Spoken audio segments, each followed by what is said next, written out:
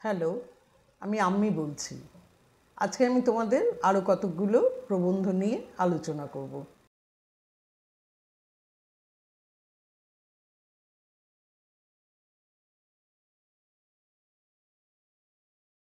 আমি আমার আগের ভিডিওয়ে কিছু প্রবন্ধ নিয়ে আলোচনা করেছি এবং তার সঙ্গে কোন কোন প্রবন্ধ সেই আদলে লেখা যায় সেগুলো আমি তোমাদের বলে দিয়েছি।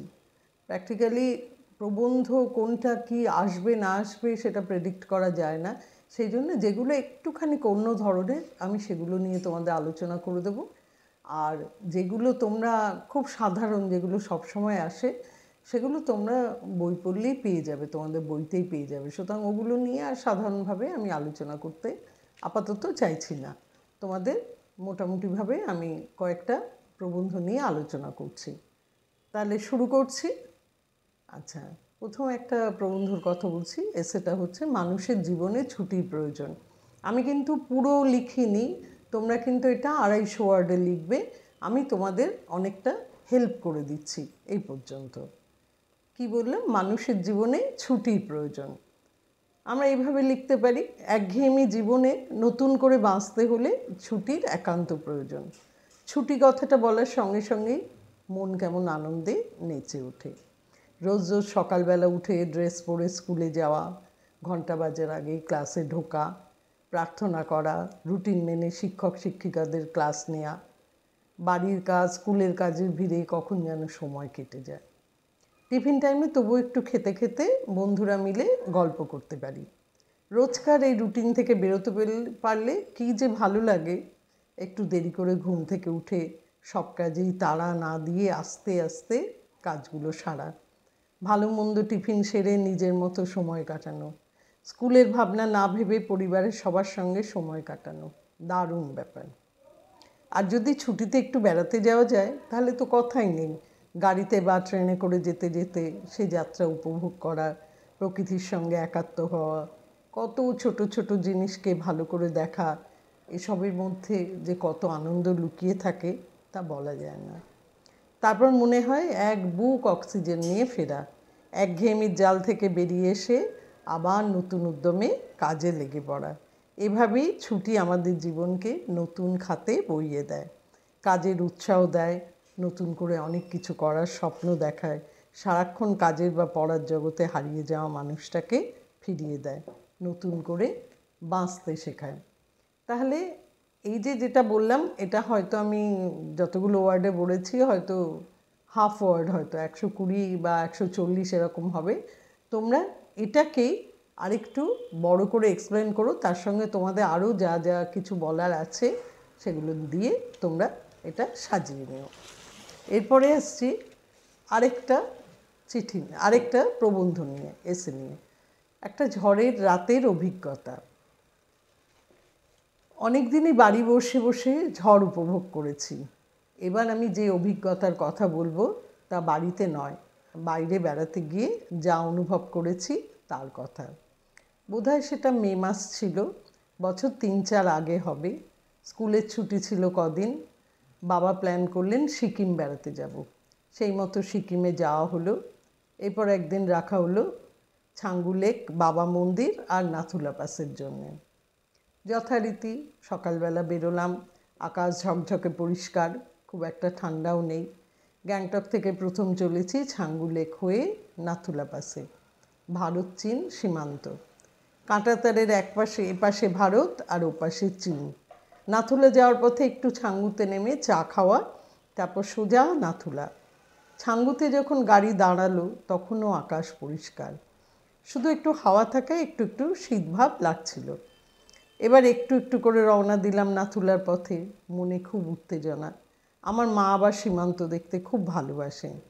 একটু গাড়ির জ্যাম আর সিকিউরিটি চেক পার হয়ে একটু দূরেই দেখতে পেলাম নাথুলাকে। ঝকঝকে আকাশ, গাড়ি থামলো, পায়ে পায়ে অল্প বরফ মারিয়ে পৌঁছে গেলাম নাথুলা পাস। সেনাবাহিনীর লোকজনদের সঙ্গে কথা বললাম, ভীষণ ভালো লাগে ওদের অভিজ্ঞতা জানতে। এমন সময় একজন সেনাবাহিনীর লোক এসে বলল, তাড়াতাড়ি নিচে নেমে যান, আজ ভয়ঙ্কর ঝড় বৃষ্টি আসবে।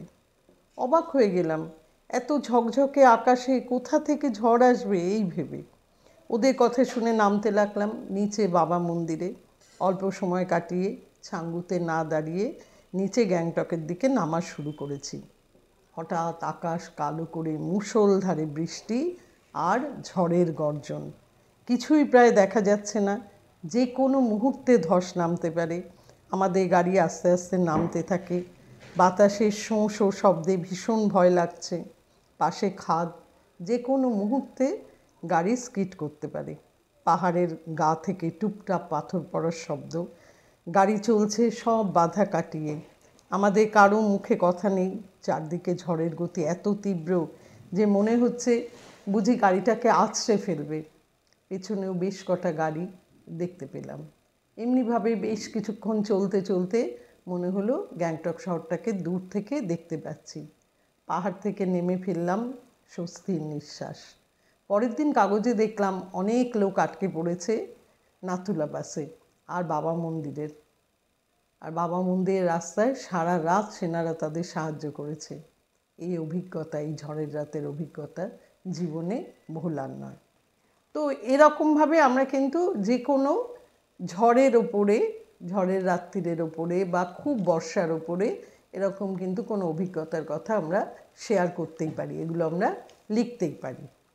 আচ্ছা, এরপরে আসছি আরেকটা প্রবন্ধ নিয়ে, বৃষ্টির দিনের অভিজ্ঞতা। আমাদের সবারই মোটামুটিভাবে তো বৃষ্টির দিনে আমরা দেখেছি একঘেয়েমি লাগে।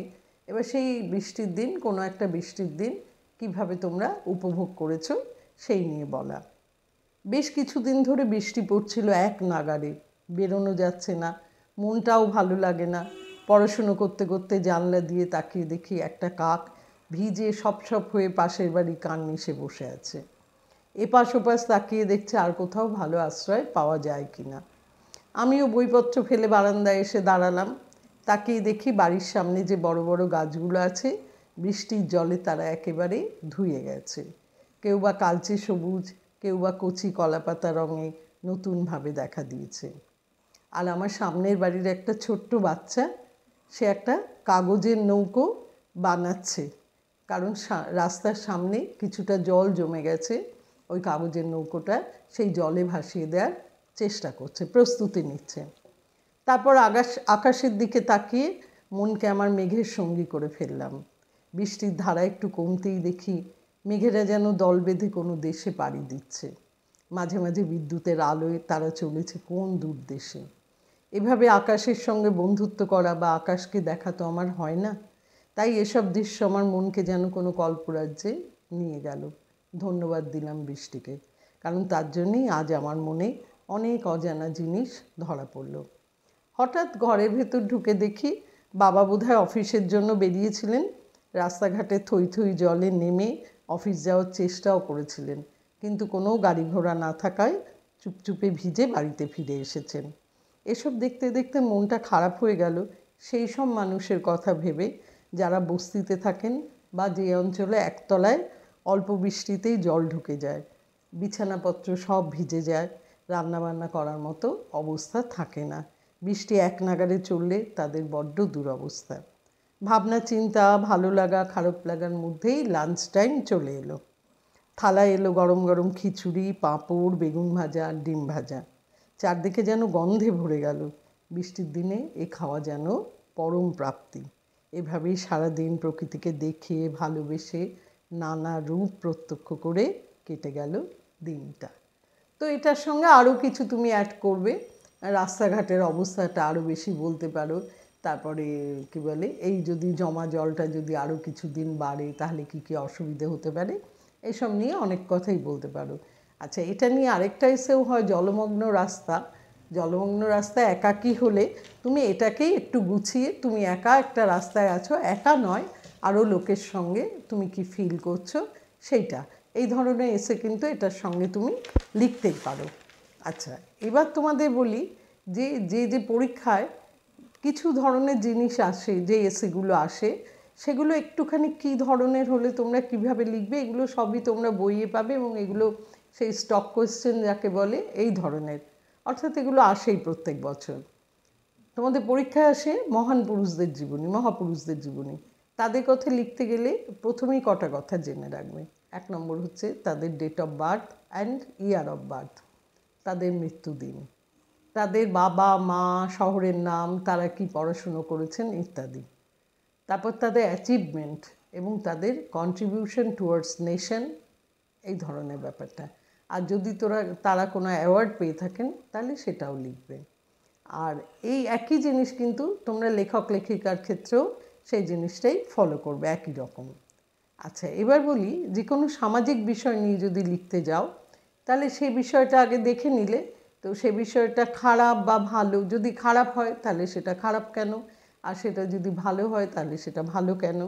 যদি সেই প্রথা বলো বা সামাজিক যে বিষয়টা নিয়ে আলোচনা করছো সেটা যদি এখনও চালু থাকে, তবে খারাপ হলে সেটা বন্ধ করা উচিত, আর ভালো থাকলে তবে সেটা আরও ভালো করা উচিত। আর সমাজে তার কী প্রভাব পড়ছে, বিশেষত মানে ছেলেদের ওপর, মেয়েদের ওপর, পুরো সামাজিক প্রভাবটা লিখবেন। আর জনগণ সেটা কিভাবে দেখছে, আর প্রশাসনও সেটা নিয়ে কী ভাবনা চিন্তা করছে। হলো এটা। এবার উৎসব নিয়ে যদি লিখতে হয় তাহলে যে কোনো উৎসব নিয়ে তার উৎপত্তিটা লিখবে, সেটা কোন রাজ্যে পালিত হয়, আর এই ধরনের উৎসব অন্য কোনো রাজ্যে পালিত হয় কিনা, মানে ধরো ওরই কাছাকাছি কোনো উৎসব হয় সেটাও লিখতে পারো। তারপরে উৎসবের প্রয়োজন কি, আমাদের জীবনে উৎসবের একটা প্রয়োজন আছে, সেটার মধ্যে পারিবারিক মেলবন্ধন বলতে পারো। তারপরে উৎসবের নামে বিশৃঙ্খলা যেন না হয়, আর উৎসবে যেন সবাই পার্টিসিপেট করতে পারে, কেউ যেন ডিপ্রাইভ না হয়। তো এটা নিয়ে কিন্তু তোমরা যে কোনো উৎসব নিয়ে লিখতে পারো, অথবা পুরোপুরি বাংলার উৎসব বললে বেশ কয়েকটা উৎসব নিয়ে সেটাকে তোমরা একটু ইলাবোরেট করে এইভাবে তোমরা কিন্তু লিখতে পারো। তাহলে এখানেও কিন্তু আমি বেশ কয়েকটা এসে নিয়ে তোমাদের আইডিয়া দিয়ে দিলাম। তোমরা চেষ্টা করো ওইভাবে লিখতে। আর যদি কোনো কিছু তোমাদের মনে হয় যে এগুলো নিয়ে লিখতে পারলে ভালো হয়, তোমরা পারলে কমেন্টস বক্সে লিখো, তাহলে আমিও চেষ্টা করব তোমাদের সহযোগিতা করতে। তাহলে আজকে তোমাদের যেগুলো নিয়ে আলোচনা করলাম সেগুলো তোমরা তোমাদের মতো করে, আমি শুধু তোমাদের একটা আউটলাইন দিয়ে দিয়েছি, তোমরা তোমাদের মতো করে সেই এসেগুলো লেখার চেষ্টা করো। এখন তো লেখার সময় নেই, এখন তোমাদের ভাবনার গতিটাকে সেভাবে বাড়িয়ে রেখো। এবং সামনে আসছে পরীক্ষা, সুতরাং খুব ভালোভাবে পরীক্ষা দাও, সমস্ত প্রশ্নগুলো ভালো করে দেখে নাও, টাইম ম্যানেজমেন্ট করে খুব ভালোভাবে তোমরা পরীক্ষা দাও। আর যদি তোমাদের এই ভিডিওটা ভালো লেগে থাকে, যদি এই এসেগুলো যদি তোমাদের ভালো লাগে, তাহলে আমার ভিডিওটা লাইক, শেয়ার এবং সাবস্ক্রাইব করো। আর আজকে আর কিছু বলছি না, তোমাদেরও অনেক তাড়া আছে, পড়াশুনো করছো। ঠিক আছে, আজকে এই পর্যন্ত। ভালো থেকো তোমরা।